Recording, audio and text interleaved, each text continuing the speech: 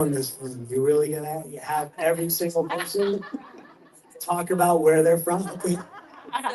Fair. It's gonna be a very interesting panel. So I guess we'll get things kicked off. First of all, thank you guys. Have you ever been to Huntsville before? Have you been here before? Never. Never. Yeah. So were you scared to death when you saw you were coming to Alabama? I'm originally from Kentucky, so I remember when my mom and anybody that's the locals, I've been here since 2003, so I'm one of y'all now, all right? But I remember my mom gave me a postcard, which was kind of weird coming from Kentucky because you probably get the same stuff, but it was like, welcome to Alabama, please set your watches back 15 years. And I was like, that's dirty, Mom, we don't need to do that. And we're Kentucky, so we're just like one step either behind or in front of Alabama. So don't need to do that. But thank you for coming here. Like I said, Alabama, Huntsville, this is the greatest place in the world. I mean, it's not what you think when you hear the horror stories about Alabama. There's rednecks, but we just design things better and blow them up better than everybody else. So good stuff in the space, the military, and everything. It's not what you think of Alabama. So, uh, but thank you guys so much for coming, and Thank you for I having me. know we'll open up the microphone for questions, and I think it's just so neat. I mean, how many Comic-Con type kind of expos do you think you've done over the years? Did you have any random idea of like the numbers or? Yeah, not that many. Yeah, Tori and I started last year, really doing this. I didn't really do any before that. When the show was happening, we were doing a lot of like car shows and mall appearances. That was sort of the stuff that was happening back then. These conventions are much newer than what we experienced. So Does it blow you away sometimes? Because I mean, I think what some people don't realize, like for me, like I've been on radio, so nowhere near the level that you guys are at. But it still blows me away that they just don't think I'm still like a human, right? Like if I'm at the grocery store or doing something, please say hello. But when you have gotten those experiences, I'm sure, like I know my wife, she was like, I'm so excited you're going to that show. She's like, pretty much that's how I learned how to like operate and date and do all these things. I'm like, really? Like that's bananas. That's bananas to hear. It's Yeah. still humbling to hear it, but I feel like we enjoy these because we actually, I don't know, we're like various, he's the male form of the female form. Yeah, it's really cool to, We love people, so. it's really cool to meet people in areas where we've never been and hear the stories of what the show meant to them when they were younger. And now we're meeting as adults with way more things in common than we had before when we were kids. So it's really fun because you connect in a different way with people. Well, like TV and movies, like an escape, right? That's what most people in their normal lives, they watch this show. Parents, like it's cool to meet people our generation and then they have their kids with them. I met a family today, 3 generations have watched the show. Yeah, it's amazing. Like it's one of the really I think special things that came out of COVID was that because people were stuck at home, they shared these experiences with each other, and it really helped bond family members because they found this sort of common ground and things that they enjoyed, things they went through. Yeah, I remember it with my kids. It was like, okay, there's more than the Tiger King out there, so let's watch what COVID happened. That was No, really there's none more than the Tiger King. Come on now. Really good. all right. Well, we got a question back there. Let's go ahead and open up questions. Boy, that mic is really far back in the room, isn't it? My goodness, you have to walk all the way that way just asking. Hey, where's the mic? End of the hallway. Yes, sir. Hey, and yes, I am from Huntsville. Wanted to thank you both for coming all the way to Huntsville. Thank you. And I wanted to ask, well, 2 quick things. One was, wanted to ask y'all for just some of your favorite memories or stories you want to share from your days on Beverly Hills or any of the shows you've done. Mhm. And I wanted to thank Tori. You've been through a lot. I won't name any of them, but you survived a lot over the years. And I didn't know if you had any advice for people who may be going through some hard times themselves. It's a very deep 2-part question. Um, Oh, man, well, Brian's helped me get through a lot of it. He's been a really good friend and I don't know, you keep going. Life throws you different curves and there's good and there's bad. And I think what helps me and I always say everyone's situation is different. But is I always have hope and I have beliefs and I carry that light within me and I lead with kindness and I believe anything can get you through with that.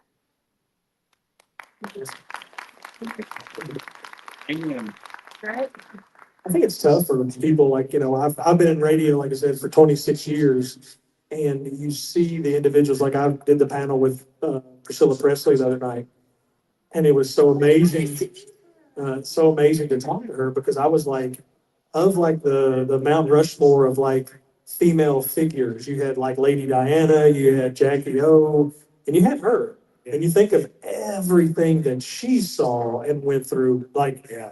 when drugs were even cooler and the environment and all the stuff that was going on. Like drugs are even cooler. But I mean, We're never cool. well, what I'm saying is, you saw the early parts of it, I guess you could say. Again, this We is hadn't gonna seen be a the, really interesting panel. we hadn't seen the after effects of a lot of it, but like Elvis got thrown into Yeah. so many things, but yeah, like he said, I think as we live vicariously through you guys, and we find out that you're more human than probably maybe you may feel comfortable letting people know, but seeing you win and get those victories, it helps, like he said, it helps get everybody else. So being able to share some of your side is very uncomfortable, but kudos to you because there For are sure. people. Tori's been amazing just in what you shared of your life and what's happening. Because I think it's invaluable for people to realize that different careers and different things doesn't separate us as human beings. And we all go through things and we all need people to lean on and we all need support systems.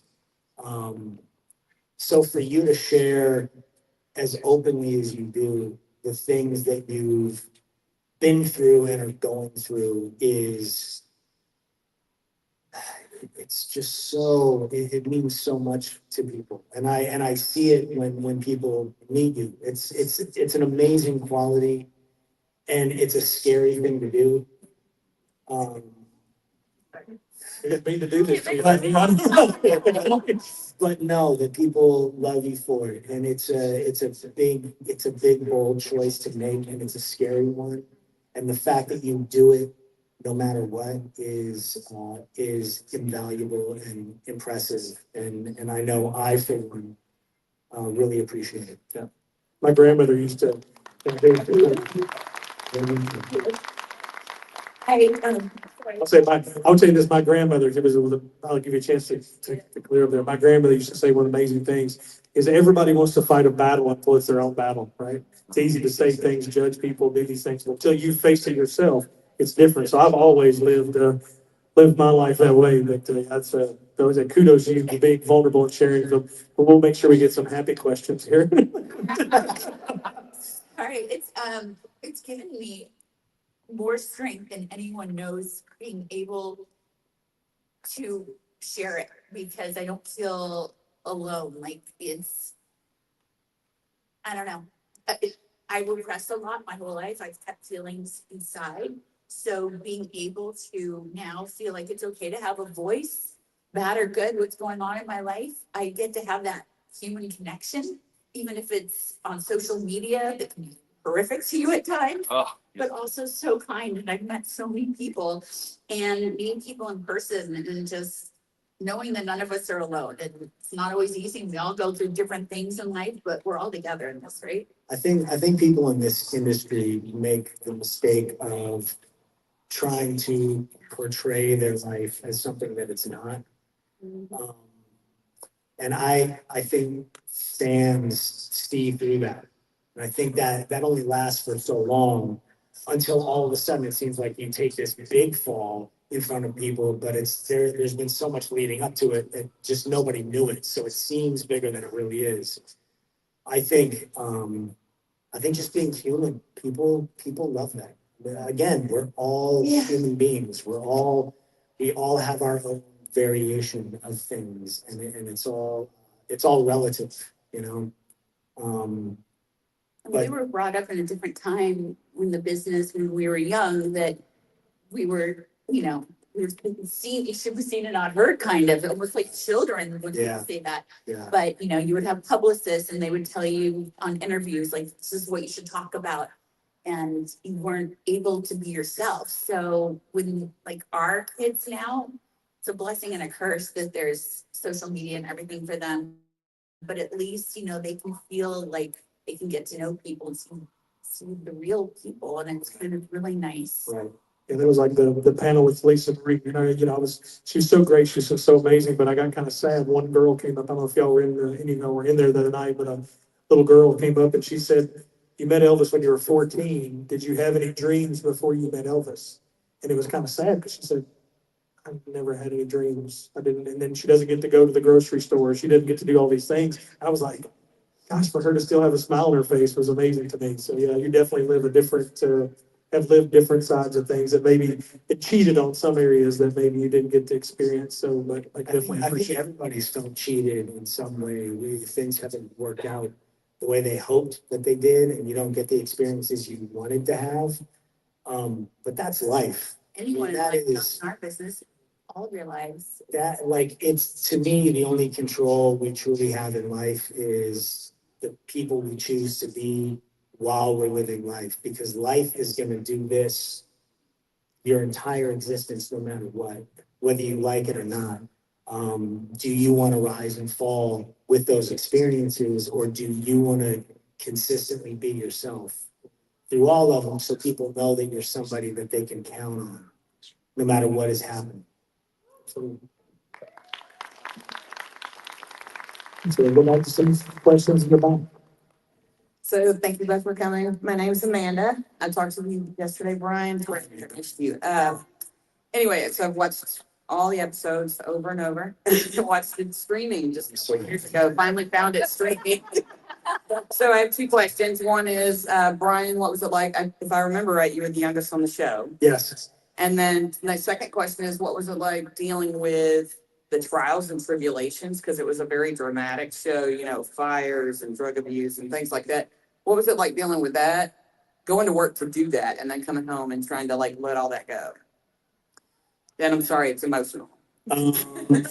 So- It's not talked about. So yeah, I was the youngest one on the show, youngest cast member, but Tori is. 2 months. He's only 2. Yeah, so Tori and I had a real special bond from the beginning because we were younger than everyone else. So we had our fingers on the pulse of what was going on a little more than a lot of the other people. Like, we were really involved in just currently what was happening in music and fashion, in everything.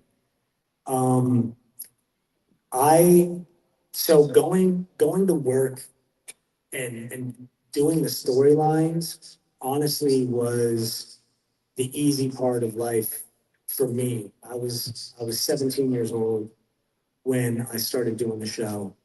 You were 16. Well, I was 16 when we shot the pilot. You were 15. Because I drove there. So I was 16. But you're fantastic. So,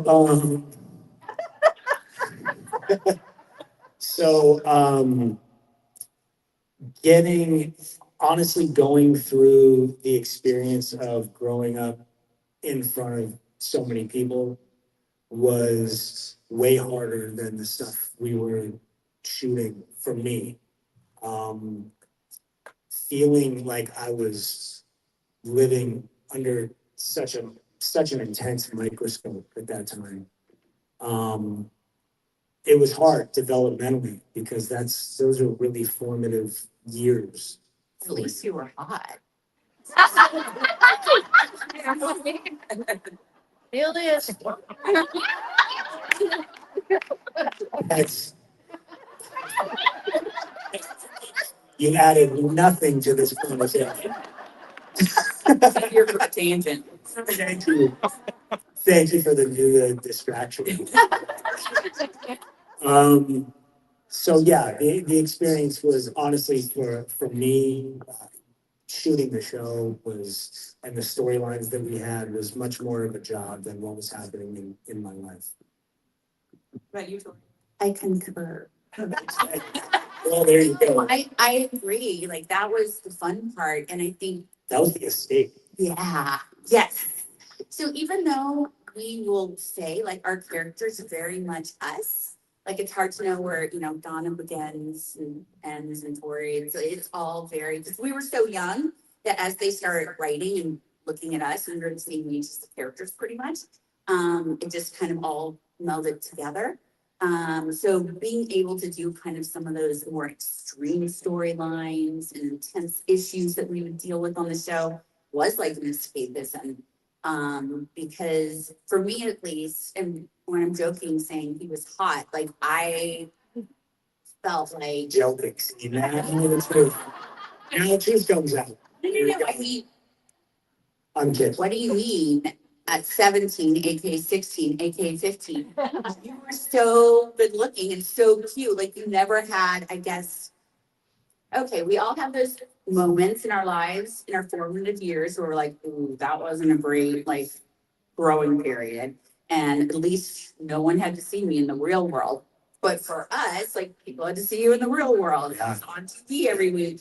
So like when I was 16, I was like, oh, I didn't feel great about myself. And then I had a nose job, but whatever, that's irrelevant. But it's just like I would start to read like in chat rooms and reading like things people say about you physically. And that's where I'd never been in a tabloid before. And suddenly I was in a tabloid and dressing like my looks. And I was 17 years old and I was like, what? Like it was like heartbreaking. So I know it's a different version than what you're saying, but it's similar.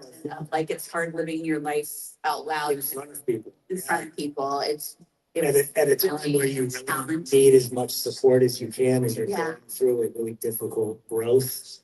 So to not have that, it was hard for us because the show went through the early stages where everyone wanted to talk about it and how great it was in publications. They were talking about every episode. They were like really dissecting everything. And then that gets boring and that doesn't sell magazines. So then they have to start criticizing and creating different things. And unfortunately, the person who really took the brunt of that was Shannon. Shannon was the easy target because she was so outspoken. She was the one that people could point to and go, oh, yeah, let's dissect her life a little bit and let's point out all the mistakes that she's making because now that is the way that we're selling magazines. And that's really hard when you're young.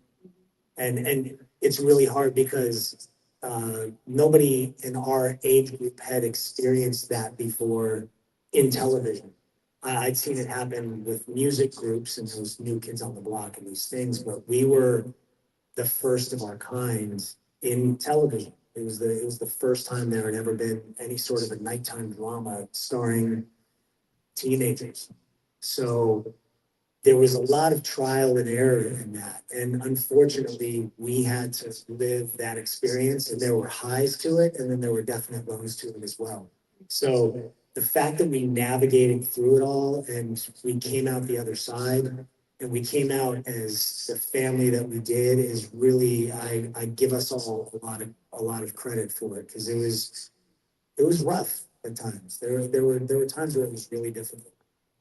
Well, the show really meant a lot to me because I grew up with y'all. So I was in high school and all that too, going to college. So that's why it's near and dear to my heart. And I appreciate the fact that I got to meet y'all and y'all came to Huntsville because we don't get a lot of big people here that are important to me. So thank you. Thank you. Yeah. Hi, I'm Sarah. What was it like growing up, being an actor and actress? Did you have a normal life? Like, did you go to regular high school or did you have to go to special, or did you get homeschooled? Or about your children now, do they go to regular school or do they go to a special school? What's it like? What was it like? That's a tough question to answer. I mean, what is normal life? I think it's relative for everyone. Like I didn't I didn't get to go to a lot of the school events that my friends in school did. But at the same time, I had a job where I was making really good money at a young age. So for me, I kind of took the good with the bad of it, realized that as much as I was missing I think in the view of other people that were around me, I was having experiences that people could only dream of. I was able to travel and see the world and meet really interesting people. Yeah, you met me. Um, what, I mean, did your fellow students that went to school with you, did they treat you differently? Or did they treat you the same as everybody else? Since you were famous. No, they treat me differently. I mean, when I was in school, I was doing commercials. So there were a lot of kids that were walking past me in the hallway and making fun of me and quoting me from commercials and things that I had done. At the point when 90210 was going, we were so busy that none of us were able to stay in regular school at that point. We were doing set school and then graduated, and then we were just in full-blown work. All right, thank you. Hi, Tori, I meant to you on Friday. Hey, girl. I wanted to let y'all know that, I go all the way back from middle school watching 90210, and I really didn't have very many friends at that time, and y'all felt like my friends. And, I just wanted to tell you too, Tori, that, this is the first time I met you, but I just felt like you were my friend. But I have a silly question. Do y'all have any props that y'all kept from 90210? Stole? You mean? Let me clarify that, because it's like if you kept props, we weren't told like, oh, take whatever you want. Like we put things in our pockets. Yeah, you have Yeah. to Ian about that. He's savvier than us. Ian stole a bunch of stuff. I'm just gonna call it like it is. Well, He stole boxes from the peach bin, and he stole stuff. He didn't ask for permission. He literally on the last day took it out to his car, so nobody saw him. And then he went home. He never once asked, I don't give a shit what you said. He never once asked permission from anyone because he never would have gotten it. He never would have gotten it. He never, oh yeah, you should totally take a jukebox. That's a great idea. He never would have gotten it. Well, he tells the story that they wrapped that set. And He tells the story that he putting it under his jacket and walked out the truck as he was stealing it. Ryan, where are you going? Shoplifters do not just carry stuff out and wave to everybody. Ryan, where are you going? And he goes, to my car. And the producers looked at him and just kept walking. Yeah. What does that sound like to you guys? He's also what? I said, what does that sound like to you? But yeah, he smartly kept a Yeah. lot of stuff. Like we didn't. Yeah, No, I didn't think he stole a lot of stuff. I could take a wardrobe, right? I mean, I didn't think it was allowed, so I never did. I I have, think the statute of limitations is up for him, so he's okay. yeah, I just. Right. Just don't keep anything. Ian's earring stole a lot of shit. Thank you so much. You're welcome. Yeah. Next question. Hello. So, Brian, we talked earlier, we solved the world's problems. Thank you. We're all good now. So, 90210, we've talked about it. We've all loved it. We grew up with it. Good stuff. And we all appreciate it. Tori, this question is for you. Scary Movie 2 Oh, yeah. is one of the, I'm so sorry. we rock, paper, scissors to see who was going to go first. So I. Damn. Anyway, so Scary Movie 2. Is that like a version of Bitch Stole My Look? Or better? So great movie, parody, offensive to a lot of different people. Great. What was You should have seen the scenes that got cut. They were even Oh. more offensive. where can we find those cut scenes? On the DVD, I know there's like deleted scenes where I'm like, is she asleep? Can I say something? where there was a scene where I'm like getting ready to have my quote unquote date with the ghost. And I wax down there and I wax off my entire lady parts. It's gonna need that. And I stuff it all back in. And out of anything and everything they do with Wayne's movies and scary movies, like there's so much stuff. They were like, oh yeah. I was like, Miramaxers like that goes too far. We have to cut that. It's too far. But it's in the deleted scenes. Did you steal that prop? Ian, funny enough, has that one. It was nice. Oh, that would be like a merkin. I love merkins. Was it, no, no people that.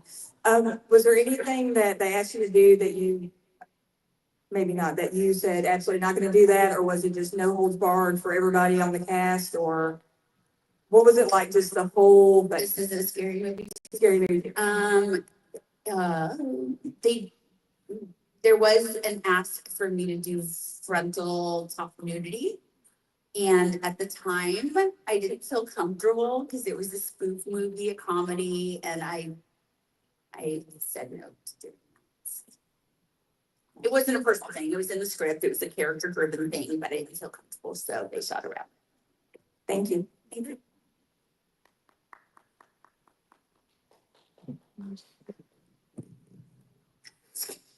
Hello, my name is Christina. Of course, grew up watching your show. My question is, when you guys were on the show, did they ever come to you and ask you, say, with the storylines, for your input or what they thought you might feel would improve the storyline?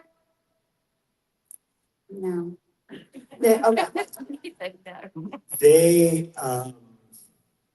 I feel like, especially with Tori and I, because we were so, everything we were doing on the show was about 6 months behind where we were in life. So they really started coming to us and asking us questions and sort of referencing what was going on in our lives and making storylines out of that, because we did so many episodes a season. We did the show for 10 years. So they started not necessarily running out of storylines, but they start losing track of where a child would naturally grow and go. So I think we had a lot of influence that way, but the writers they did a fantastic job, I think, of really paying attention to what was going on around them at the time and really trying to handle things the best way that they could be handled. At the same time, entertaining people. That's a tough thing to do. You know, it's tough to educate and then entertain at the same time, where it doesn't feel like you're just forcing people to read an encyclopedia every week, you know? And some stuff I don't even realize till I rewatch it now as an adult. I'm like, oh my gosh, that's crazy. They never asked us, I mean, at times, but they observed what was happening in our We were real watching life. everything. You know, what we would talk about on set and what we did over the weekend and was happening in our, real lives, personal, everything, passions and stuff, and just added it in, which was pretty cool to look back and see that. Thank you. Hi, I'm Renee. Of course, loved y'all on 90210, no doubt. Wholesome David and Donna, and y'all growing up, your characters developing. That was a lot of fun during that same time period. But I want to ask, so I'm a big Smallville fan, and you both did some great guest appearances on Smallville. So how fun was that going from like the drama to being like villains? How was that? Was that great? Tell me about your time on Smallville. So for me, my oldest son he's 23 now. I love the idea of doing something that he would be able to watch and would think was cool. Because as a parent, that's something that you always hope for, that you do something and your kids go, oh, that's awesome. My mom and dad did that. So that was the initial attraction for me. And then once I did it, I really found out that my son had no interest in Superman. All right, well, still cool. Yeah, it was great that your character at least got some redemption at the end, got to help save Lois Lane, you know, like they kind of Yeah, went from villain back to kind of hero a little bit Yeah. for you, so that was awesome. What about you, Tori?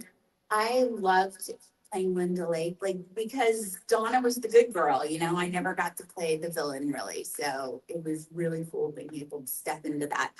And when they first offered it to me, the first episode, I had just found out I was pregnant, so I was like, oh my gosh, so I have to wear like a big red coat and try to do fight scenes, and I was like, oh my gosh, of course, like I finally get this role I really want, and of course I'm pregnant, but we worked it out. And then I think the second episode I did that Tom Welling actually directed, he goes pregnant again. I got pregnant a lot, obviously. So did you, so did you. I know, I never got pregnant in one time. I don't know what you're talking about. Never, never. I was responsible. For what? Repopulating Los Angeles.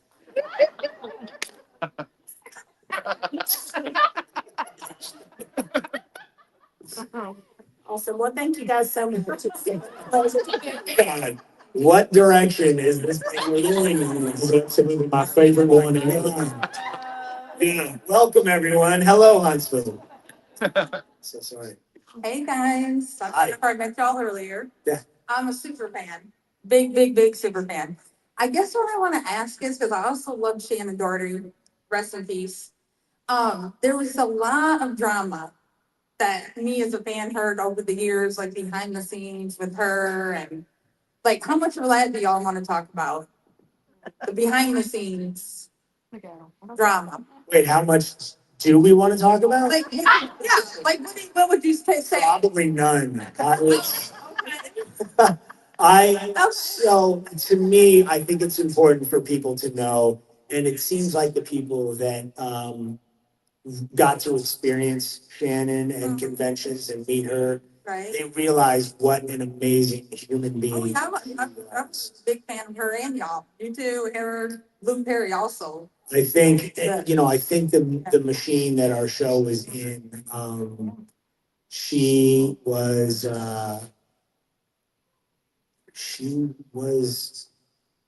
Like the skate. just, yeah, she One was that- just, she was, Melanie, like, yeah, but I think it came from at that time period, in that generation, she stood up for herself. She stood up Right. for She was different. She was she's different. different than everyone. And That's I think true. what was labeled then as a quote unquote bitch would be labeled as strength now. As Oh, I strong. agree. Yeah. It was just a different time. And unfortunately, there wasn't a way to connect with people personally like there is now. And people see like, oh, that's not you. That's just what we read. There was no internet. There was no Yeah. way to really get your story out. And we had rocks for wheels. It was crazy. It was crazy. I had a shower that was a trunk. Wow. I want it. Ever. It was amazing. Well, it's great to meet you guys earlier. Thanks for coming. And Thank you. I love y'all both. Thank you. Hey, Tori, I just wanted to let you know that I have Donna Martin Originals at gmail.com. So if you ever need that, I'm happy to pass it to you. Duh. Wait, what do you? I actually have Donna Martin Originals at yahoo.com. That's how far back it goes. Is this a sign? I don't know. I don't either. So when you're ready to launch that clothing line that is Donna Martin Originals, and you don't have your computer crashed by your stalker, I'm here for you. I don't believe in coincidences. Everything's a sign. I've been wanting to do a fashion line for years. I always think about Donna Martin Originals and just like finally getting my power back to my voice to do what I want to do and like elevate. And the fact that you just came up and said that is like, I have like chills right now. Can I get your info? Absolutely. And my goal in life has been to give Tori spelling chills. So I actually do have a question. If we had a vault, like a time capsule, like we're at Beverly Hills High, right? And you can only put one episode in the vault, which one do each of you put in? I thought you were gonna say human, one person. That's who. Same person? What? Oh, no, I'm just trying to think of an episode. I'm just having fun with you. You didn't hear me. You said person. Sorry. Oh, like an item?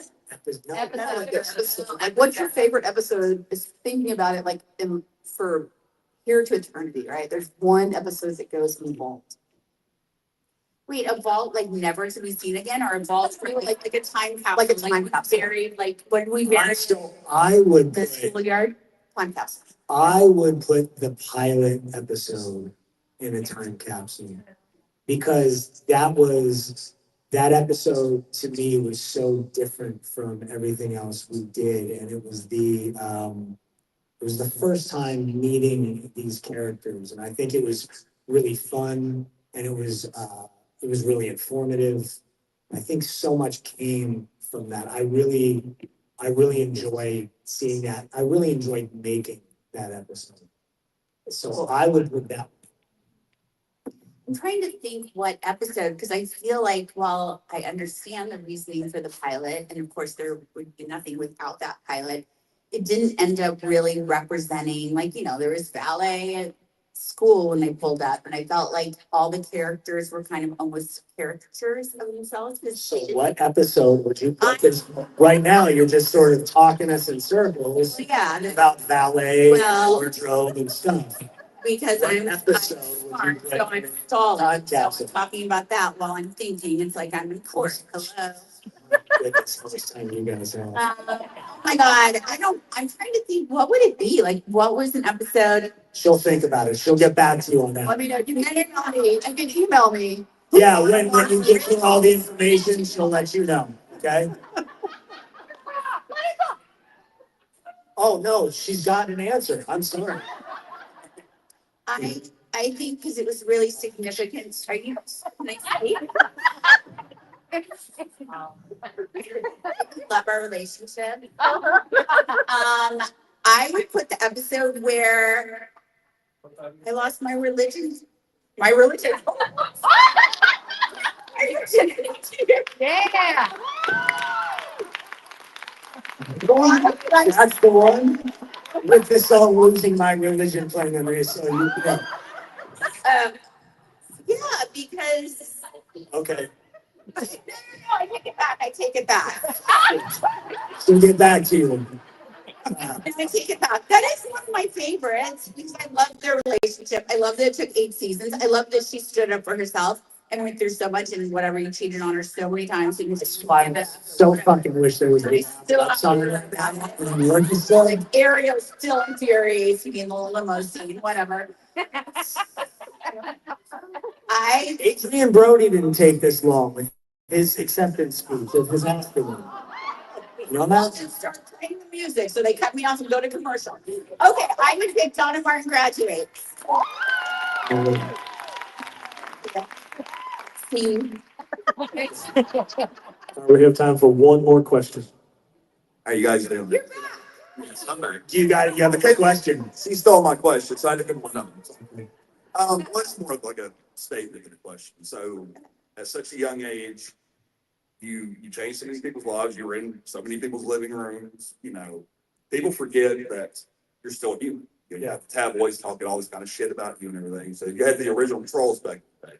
So, at the end of the day, just knowing that you made a difference in people's lives, you made an impact. That's all that matters. Like really, to hell with everybody that,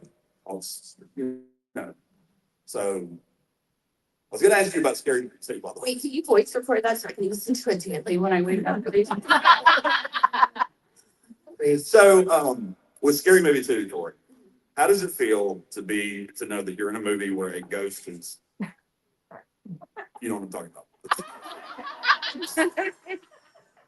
Shit, he asked you. Huh? Like, Did you have any reservations in doing that? I'm dying to hear this answer. So my teenage kids have gotten to the point where they were like, no, we don't know. And then all of a sudden, like they became cool at school, specifically like one of my teen boys. He got to be a teenager and he was like, Mom, my friend said they were in a movie and you effed a ghost. And I said, yeah, fair. And now you pull up like memes of it and stuff. So I was like, that's my claim to fame. Dan Aykroyd, Lost my virginity and my religion to this guy and fucked a ghost. Touchdown. both you and Dan Aykroyd are only two people who have been violated by a ghost. Sorry, Ghostbusters, you know, you got. I didn't hear a word you said. Say it again. Sorry. So you and Dan Aykroyd from Ghostbusters. You remember the scene where he's getting violated by a ghost? So, yeah, I mean, you're right there. So, yeah. Oh my God. You're probably the only two people in cinematic history to have a ghost violence. Hello, Huntsville. Thank you. Good night. Well, I will say thank you all for coming, but also for you guys, I would encourage you, I know I'm nobody, but it's cool to see the 90210 type in some of these Comic Cons and things like that, because it is not represented. And like I said, I know Tori, probably as hard as for you to share some of those things. I think there's a lot of young women that need to hear that. So thank you for sharing that. So thank you. Please give a big round of applause, Brian Austin Green and Tori Spelling. Make sure you go by your booth for the picture and autograph. Thank you all.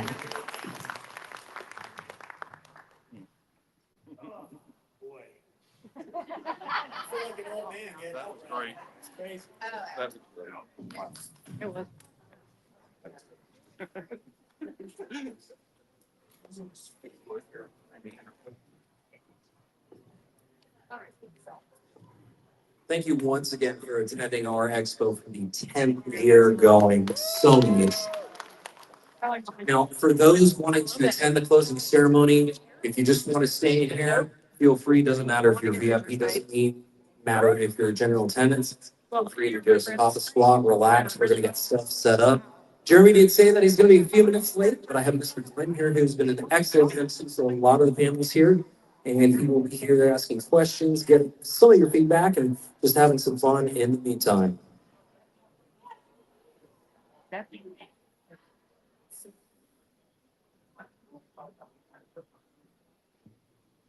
Here's somebody trying to find an haircut. Yep.